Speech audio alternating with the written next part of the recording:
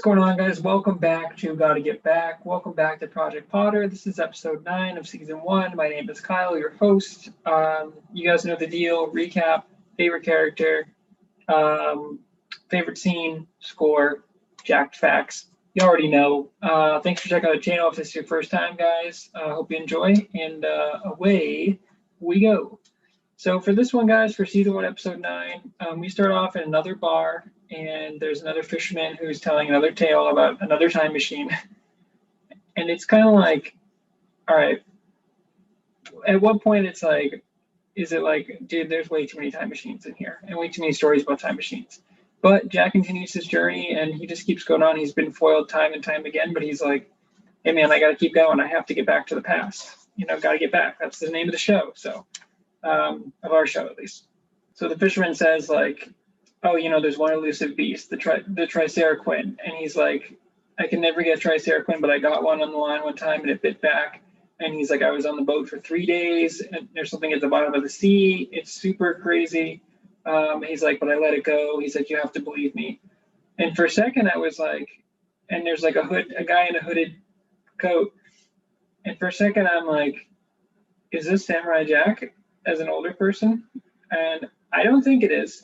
I'm pretty sure it's not. Actually, no, it's not. Sorry. For a second, though, I thought it might be. But Jack is in the bar, and he's like, it's going to take a brave man to face those seas, but you look like a brave man. And then it cuts to Jack, and he's sitting outside, and then a huge tidal wave takes him down in his little boat there, and he goes under, and he's about to drown. Or he's not swimming very well, or he loses consciousness, and then a fish picks him up, like a jellyfish almost. He wakes up inside the fish. It's like their ship basically, and he's stuck in the fish and he's trying to get out. He uses his sword. It doesn't work on there. This is where I was like, you have a magic sword, dude, and it can cut through evil. It can cut through a coup. It's like the strongest sword we know, but you can't cut through a jellyfish. So that was like, all right, that seems like a far-fetched stretch there, but again, I'm just nitpicking here. That's because that's the show. But it brings us down to underwater city basically, and all these little bubbles. And Jack is trying to find out what's going on. He eventually finds out that he can step on different parts of the fish's brain or whatever, and it will steer the ship. So he eventually goes into what looks like a colon, where it just the fish parks, and then it sucks Jack out. And it's this weird kind of underground, almost like Rapture, like Bioshock, but it's way less cool.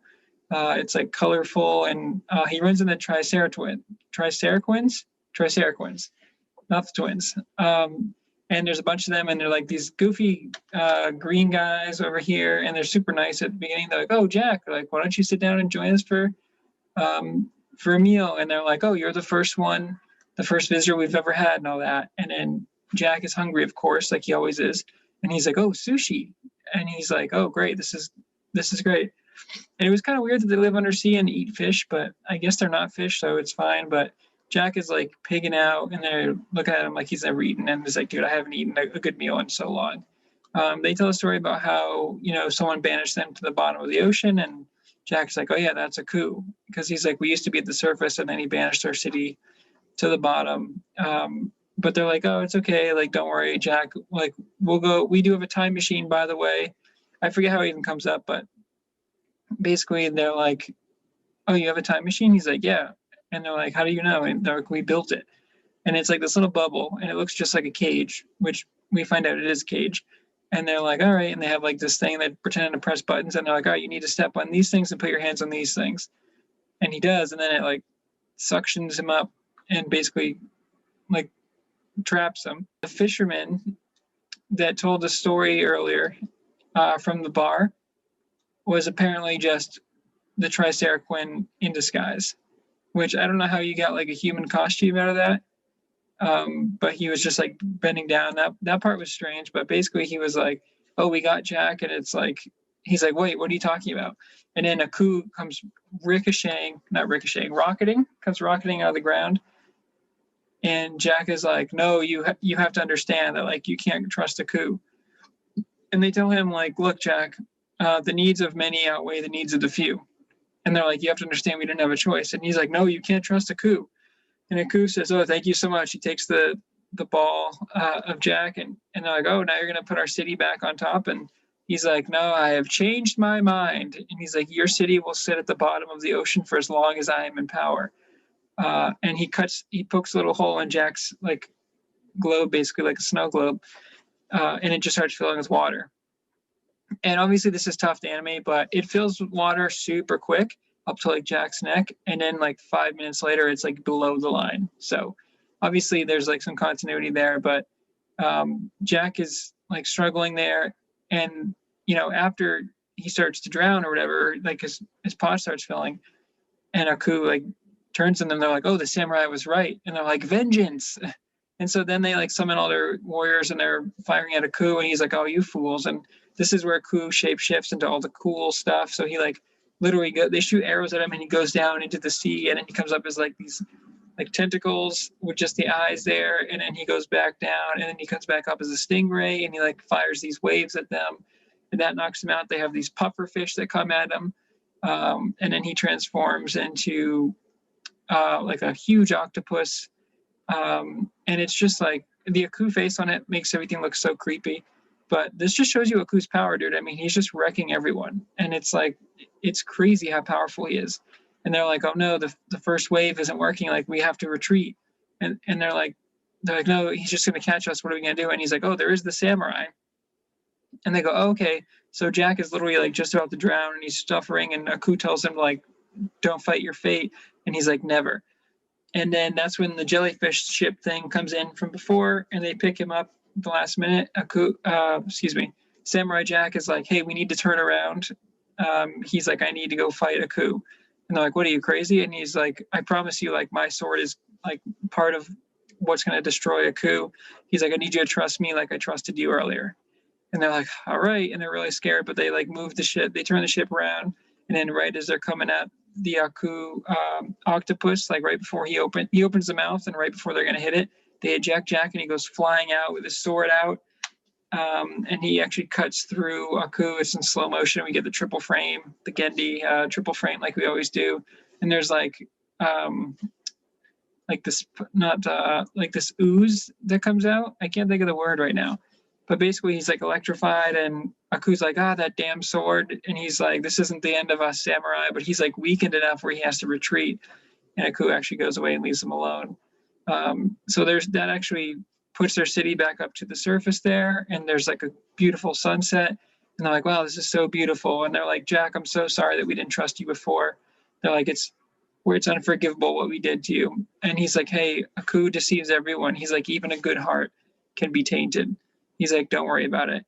And they're like, "Is there anything else that we can do to help you?" And he's like, "Well, there's one thing." And his stomach's rumbling. And they give him a huge like sack of sushi to go. So he's like walking through the forest, and he gets hungry, and he just like calmly puts his thing down and starts chowing away.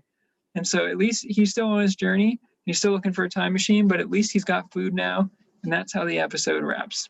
Okay, guys, so for the magic sword for this one, even though the magic sword did play a role in this, it's got to go to Aku, dude. Aku, all his shape-shifting is so cool. And I know we should be rooting for the bad guy and everything like that, but it's like, not only is Aku's performance great, just like the laugh and just the way he's always like talking down to everyone. But like, man, just they can have so much fun with Aku, because like literally anything they can think of, they just put his face on there, and it's like, "Oh, he's in the sea." He shows up in normal form in the sea, and he's like, "Oh, okay. Well, I'll turn into an octopus. I'll turn into like a stingray. I'll turn into these tentacles. I'll turn into anything you want." Like, he can just adapt to any situation basically, because he has just like pure dark evil power. So his shapeshifting is a game changer, and I think he was just so cool. An otherwise very like bland episode, I thought, but he definitely, whenever Aku's on screen, it's great. But his shapeshifting was the highlight of this episode for me. So for a portal in time, for my favorite scene, it has to be actually the opening scene with the bar.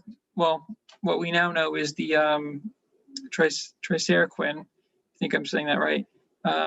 But I don't know, just like the way that he somehow got like a human costume and knelt down. It's just cool, because maybe I'm just a sucker for those stories, but those old fishermen that are like, "Let me tell you a tale." And I don't know, just that whole opening scene was really well shot. I didn't really like the underwater stuff as much. It was very like plain and I don't know. I don't like the bubble stuff. It reminds me. I feel like I make a Star Wars reference every single episode.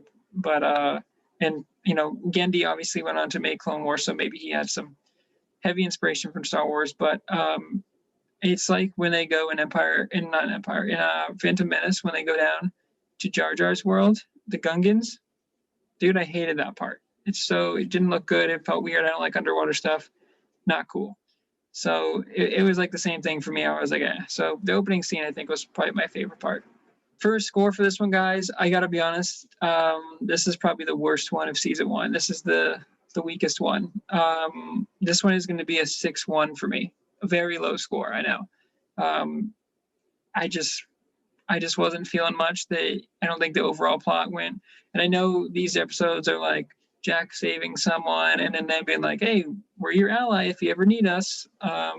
So like I get it that he's kind of getting allies and he doesn't have anyone, and then his stories like travel and all that. But it's just like, all right, it was another fake time machine and it was another deception by a coup, and I liked it, but I was just kind of like, I don't know. The background was like very bland, and I didn't love the Triceraquins and the fact that they were trying to deceive Jack. I get it that they were pushed by a coup, but I didn't love their design. They were just a little too goofy for me. So yeah, not a great episode, and I think it's the weakest one of season 1, aesthetically and story wise by far so far.